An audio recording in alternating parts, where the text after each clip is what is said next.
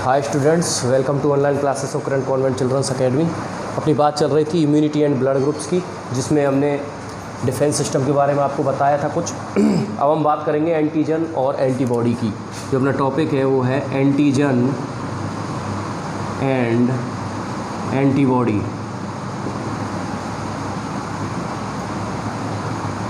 और इसमें पहले हम बात करेंगे एंटीजन की।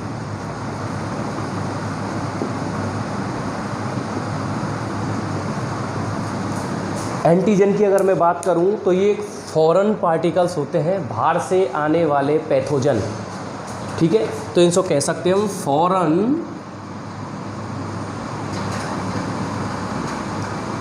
पार्टिकल्स, या फिर हम कह सकते हैं पैथोजन। ऐसे पैथोजन जो बाहर से एक्सटर्नल एनवायरनमेंट से बॉडी के अंदर आते हैं, उनको क्या कहते हैं हम?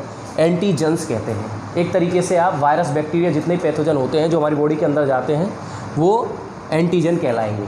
ठीक, कोई भी स्पेसिफिक डिजीज़ का कोई भी अगर आप वायरस या फिर बैक्टीरिया किसी भी पैथोजन की बात करें जो बॉडी के अंदर जाए, वो आप एंटीजन उसको आप एंटीजन में काउंट कर सकते हैं।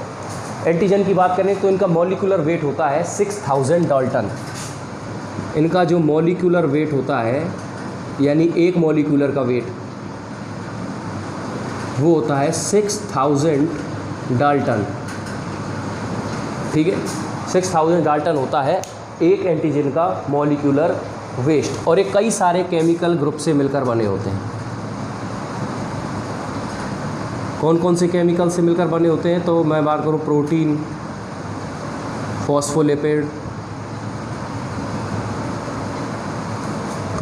फॉस्फोलिपिड्स, न्यूक्लिक एसिड, इन सब के बने होते हैं और मेनली प्रोटीन के ही बने हुए होते हैं ये। जब ये जैसे एंटीजन जो है, जैसे ही हमारी बॉडी के अंदर एंटर करता है, एंटीजन कहाँ गया? बॉडी के अंदर। तो सबसे पहले हमारे जो इन्नेट डिफेंस सिस्टम, इन्नेट जो मैंने बताया था आपको, डिफेंस सिस्टम को काउंटर करता है, एनकाउंटर करता है, उसके साथ टकराता है, और उसके बाद आफ्टर दैट कौन सा? Specific defence system. और स्पेसिफिक, जब ये नेट सिस्टम इसको नहीं मार पाता है, इसको ख़त्म नहीं कर पाता है, तो स्पेसिफिक जो सिस्टम है वो एंटीबॉडी तैयार करता है। क्या तैयार करता है? एंटीबॉडी। कैसी? स्पेसिफिक, यानी कि पर्टिकुलर पैथोजन के लिए एक पर्टिकुलर एंटीबॉडी, या एक आप कह सकते हैं पर्टिकुलर एंटीजन के लिए एक पर्टिकुलर एंटीबॉडी। तो इसके बाद जो एंटीबॉडी है उससे एंटीजन क्या है? काउंटर करता है। सॉरी, जो एंटीजन है उससे एंटीबॉडी काउंटर करती है, जो कि बनाई गई है इस स्पेसिफिक सिस्टम के द्वारा। ठीक, और एंटीबॉडी भी कई तरह की प्रोटीन से मिलकर बने होते हैं। ज़्यादातर जो केमिकल्स होते हैं वो प्रोटीन के ही बने होते हैं, और ये एंटीबॉडी भी प्रोटीन की ही बनी होती है। अब जहाँ ये टकराते हैं तो ये दोनों आपस में पूरे के पूरे नहीं टकराते। एंटीजन में ऐसा एक स्पेसिफिक रीजन होता है या क्षेत्र होता है जहाँ पर एंटीबॉडी को उससे टकराना है। उस पर्टिकुलर उस रीजन को कहते हैं एपिटॉप। क्या कहते हैं? एपिटॉप कहते हैं, या फिर एंटीजेनिक डिटर्मिनेंट। Antigenic determinant. ठीक है, और ये जो एंटीजेनिक डिटर्मिनेंट या एपिटॉप है, ये 6 to 8 एमिनो एसिड की चेन होता है। एमिनो एसिड की चेन होता है ये एपिटॉप। और एक नहीं, कई सारे एपिटॉप होते हैं एक एंटीजन के अंदर। तो जितने ज़्यादा ये, जितनी इनकी नंबरिंग होती है, नंबर ऑफ एपिटॉप कहलाता है वैलेंसी। क्या कहलाता है? Valency of epitope. अगर किसी की कोई एंटीजन है पर्टिकुलर, आप मान लीजिए इस पे 2 एपिटॉप है, तो इसकी वैलेंसी ऑफ एपिटॉप क्या हो गई? 2। अगर 3 है तो 3। ऐसे जितनी ज़्यादा एपिटॉप उतनी ही उसकी एपिटॉप की वैलेंसी कहलाएगी उस एंटीजन की, ठीक है।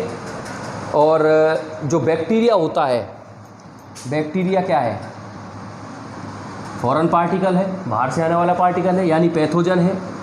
मैंने बताया था आपको पैथोजन किसको कहते हैं, disease causing microbes are called pathogen.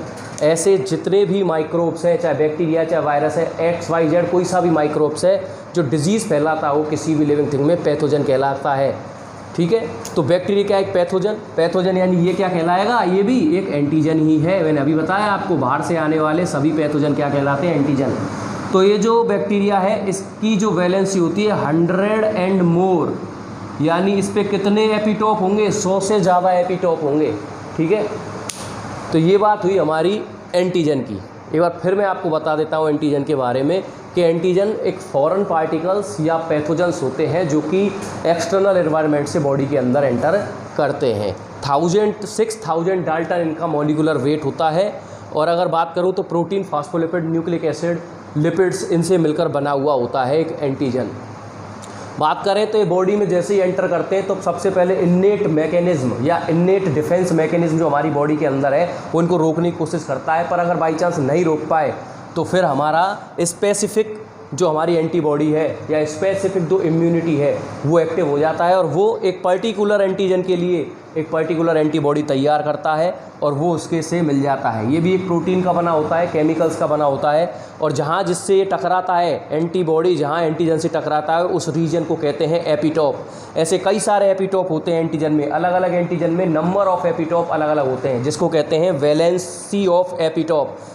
जैसे बैक्टीरिया में जो एपिटॉप्स की नंबरिंग होती है वो 100 से भी ज़्यादा होती है, यानी कि उसकी वैलेंसी ऑफ एपिटॉप 100 होती है। एपिटॉप 6 से 8 एमिनो एसिड की एक चेन होती है। तो ये बात है एंटीजन की। बात करेंगे एंटीबॉडी की कल। Thank you very much.